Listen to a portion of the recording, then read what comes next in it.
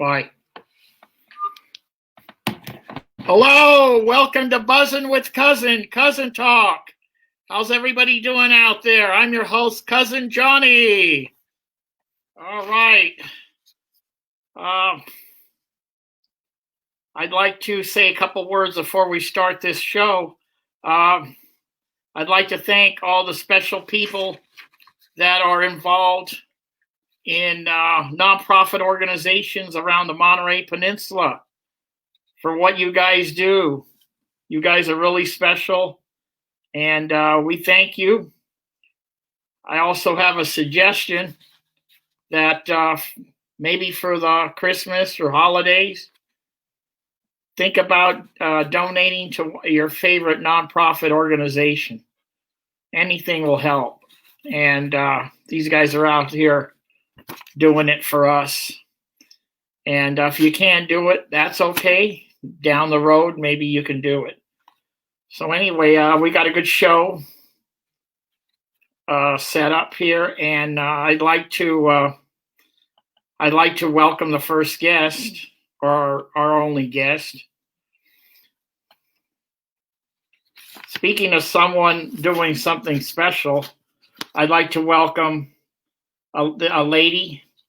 She's the founder and creator of the fun organization, the Wahimi Project, focusing on youth. And so I'd like to introduce her now. Please welcome Dionne Ybarra. Dionne, welcome. Hi! How are you? I'm great. Great to be here with you. Yeah, I'm glad you're here. I really appreciate what you do in the community.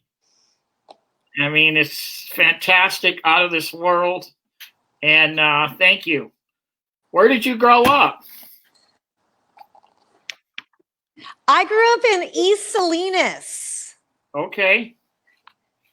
So you've been a local here.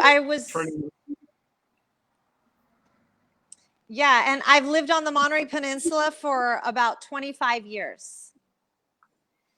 Great. Okay. And the Wahimi Project, for people that don't know, just give us a quick, what is it? Well, for 10 years, we have been we started out with girls, but Wahine means girls. But now, in the last 5 years, we bring any child, any youth person from Monterey County, we bring them to the beach. Our mission is to eliminate barriers that prevent a relationship with the ocean from youth around Monterey County, and eliminate barriers that prevent a relationship with just youth in general, so that we get all these kids at the beach. We provide everything they need: wetsuits, equipment, safety, instruction, and then they get to be friends.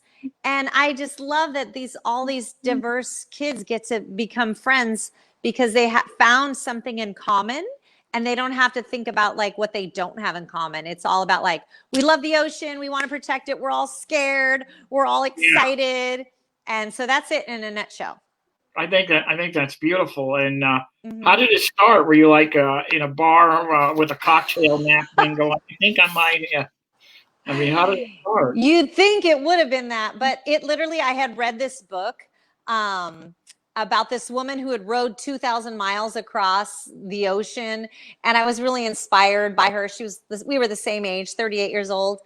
And I was like, she did this really great thing with something she loved. And I thought, what could I do about something that I love? And I had just recently started surfing, and I just closed the book, like was crying because I was so moved. And then I was like, oh, I've got an idea. And I just thought of the idea.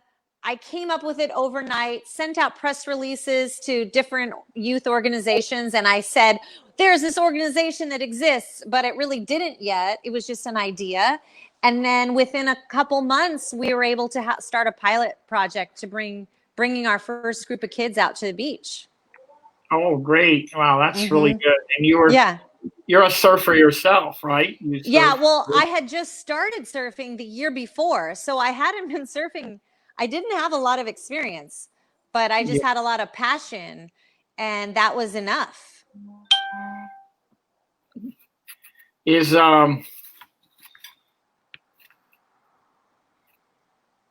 You have quite a few volunteers helping you out, and Yeah, right now with COVID, we don't have as many yeah, because a lot of people, aren't coming, or we're generally overall separating with one another, but we still are serving 500 kids this like from September through I mean, December, and so we have actually a larger paid staff right now. But in the years past, we've relied a lot on volunteers to come out and to help behind the scenes. I actually have a lot of volunteers from CSUMB right now helping me behind the scenes and getting a lot of administrative things going for me.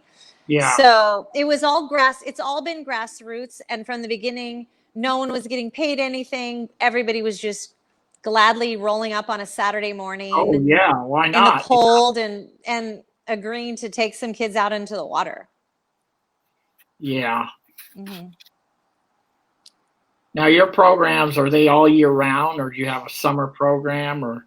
Yeah, we run all year round. The idea was that I wanted kids to be at the beach as much as they possibly could, and that Yeah. they'd be able to see how much the beach changes. Right now, in the last month, I'd say we're seeing a huge change in the swell and the tides, and we're Oh, switching yeah. beaches. So I think that's important for you to really appreciate how dynamic the ocean is, and like how incredible it is to see it year round, and to be in the ocean when it's cold, when it's sort of warmish, when the waves are big, when they're small, when there's whales, when there's dolphins, when there's a lot of jelly. So you have to be there through all the seasons to get Yeah. the real full flavor of it. Man, that's really great. Are there, Mm-hmm. did you create something that, are there other communities doing this in California, or? When I started 10 years ago, there was one for-profit organization that dabbled in nonprofit in Santa Monica, and they would do programs in the summer. But 10 years ago, I couldn't find anything else that was doing anything that we were doing. And especially at the time when we started, when it was just for girls, there was nothing that was assuring that girls had equity and access to a relationship with the ocean. And so we popped up pretty quickly all up and down the coast of California. We outreach to different countries around the world to work with nonprofits and NGOs in their locations, that we could get people who live there to give Yeah. them resources to provide this opportunity. And so within the first year, we were working up and down California and globally. Wow, that's fantastic. Mm-hmm. Is there an age limit for a student, or?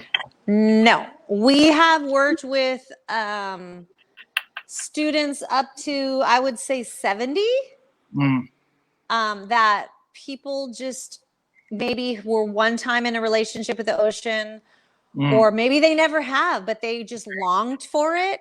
And so we have taken people out at, mm. just the complete age span, to give them that feeling of being in the ocean and being with them through that, because it can be emotional, it's scary, it's Oh, yeah, exciting. I Yeah. can hear Dionne, help. Yeah. Yeah. So we just handhold them through the entire process, and Is there it's really awesome. like, if someone, a parent wants to send their child, wow, is there a fee, or how does that work? I mean, It's a fee-based program, and I base those fees off of whatever the going rate is for any camp for kids or any activity. But it goes down to zero because we want everybody to be able to participate regardless of cost. And so actually there's a family right now that has a few children, and they were like, we know we can't, they knew they couldn't pay the whole fee. And I said, well, why don't you think about it and tell me what would be affordable for you to be able to send all of your kids. And she sent me a message back, and she's like, I'm so embarrassed because we figured it out, and they said the price, and she's like, it's just this amount. And I was like, well, all right, like, that's fine with me, pay that yeah, amount. And I'm certain that when the time comes in the future, when you can give to something else or for on behalf, pay it forward later. But I'm not concerned about that. My only concern is that we get every single kid into a program, because I know it not only benefits them, but it'll benefit that mother who's homeschooling right now and she needs a little bit of time at the beach or needs a little break. It's going to benefit dad. It's going to benefit the whole family. Yeah, So it's I gonna don't benefit. care. Like, let's just get you there and we'll provide what you need. I've been kind of always interested in the Wahimi Project, even before I met you. Uh-huh. Well, this is great. Yeah. Girls could go out and multicultural and Uh-huh. self-esteem, water safety. I mean, it's just, everything is a plus plus. Yeah, it's a win-win for Yeah, everybody, because we have this great resource, a Monterey, a sanctuary, which there aren't very many in the world, and to be able to feel like you can go out to the beach and feel like you're welcome there, that you can go into the sea, like it's a feeling of freedom and it's a feeling of connection, and we all have that right to be able to access that.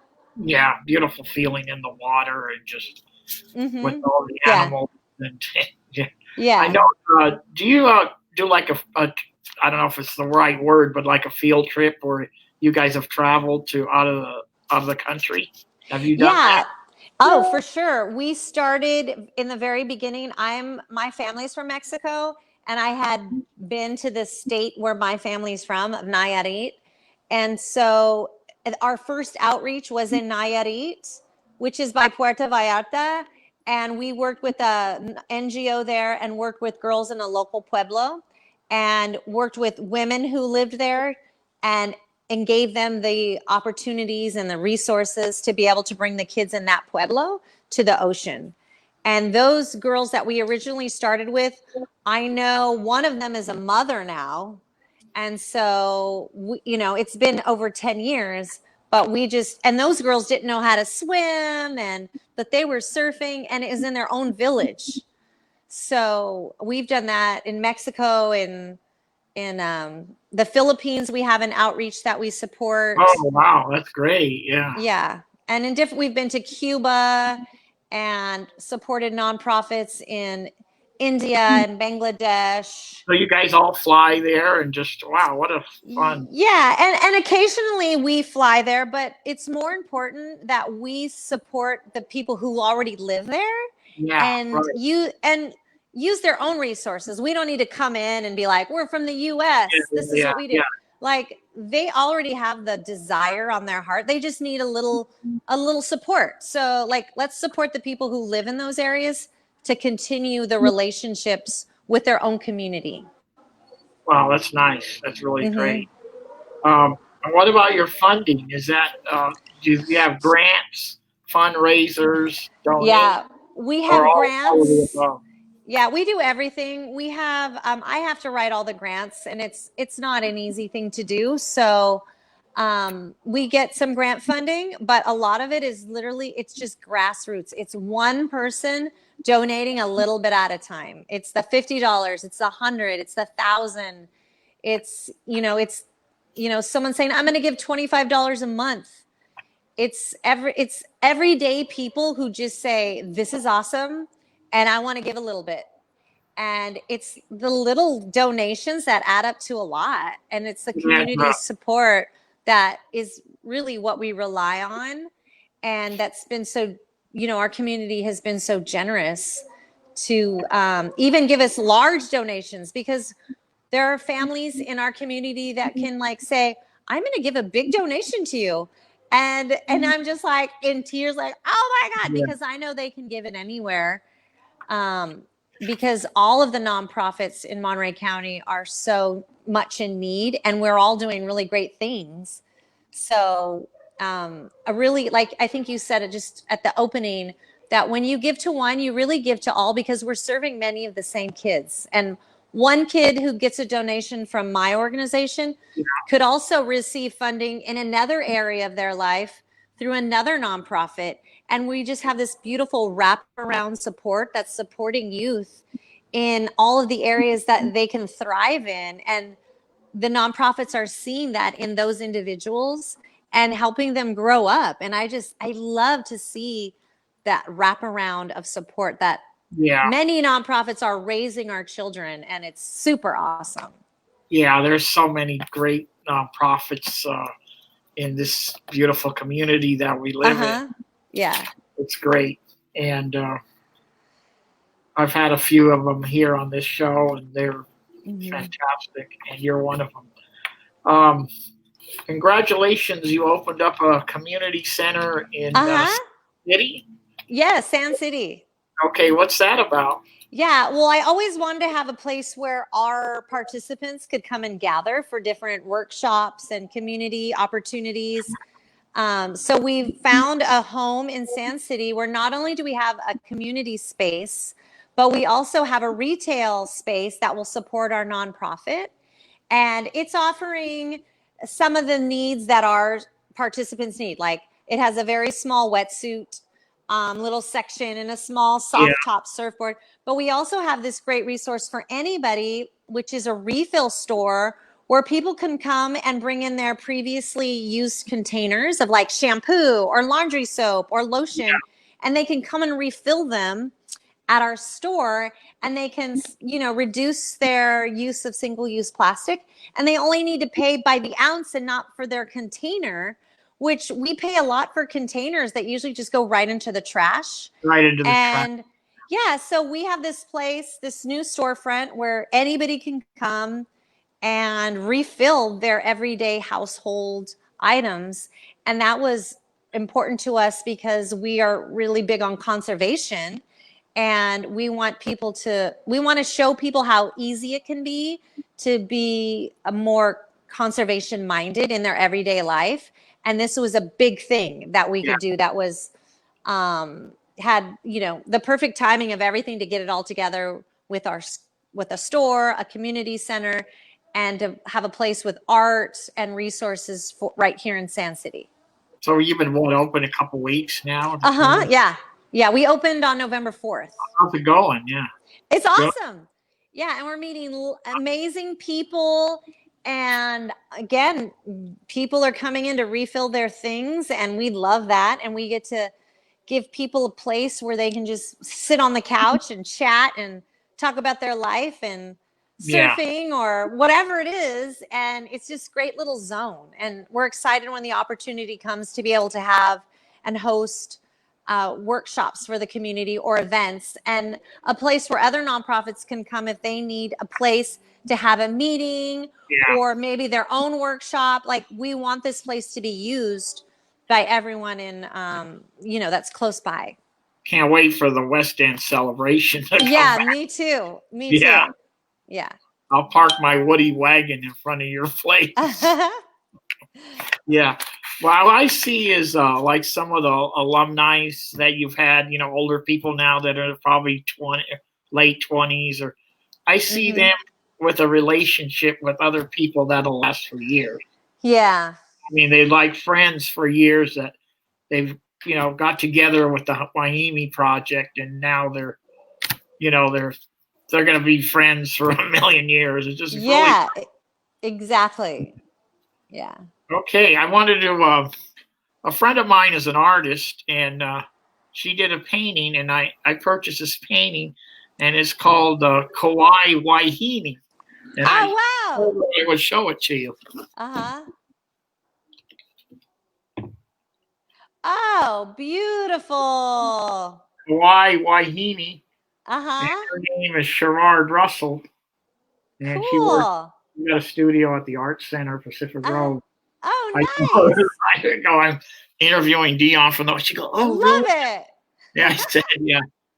But anyway, that's great. So anyway, I'm going to let you go. Okay. I really appreciate you coming on and spending time with us. Thank you so much. What you do for the community. And I want you to know that you have a platform here on Buzzin' with Cousin. Anytime you want to put something on my page, you want to have a class or thank you, do it, because we get one or two people that see it and want to do it. Hey, that's fun. Yeah. And thank you once again for buzzing with Cousin. I And love it. do you have anything that you want to add to our conversation today at all? No, not really. I'm just really grateful for this opportunity. And I think no matter who you are, there's something for everyone within for you within the Wahine Project. Yeah. Thank you so much, and Yeah. have a great Thanksgiving, whatever you do. Yeah. Okay. Thank you so much. Okay. Thank you. Bye. Bye. Bye bye. Okay, Dionne Ybarra from the Wahimi Project. Thank you so much for everybody for tuning in. If you didn't get a chance to watch the show, watch the replay down the road. Tell your friends. And I'll be back next week. It's going to be December 1st. And I'm going to have, by popular demand, the historian, one of the historians of Monterey, Tim Thomas. This guy is great. I mean, this guy knows the stuff. And he's going to be talking about the Japanese influence on the Monterey Peninsula. So I hope you could join us next Tuesday at 1 o'clock for Buzzing with Cousin with Tim Thomas. I want to wish everybody, whatever you do, a happy Thanksgiving. And have a great day. And be safe. Bye.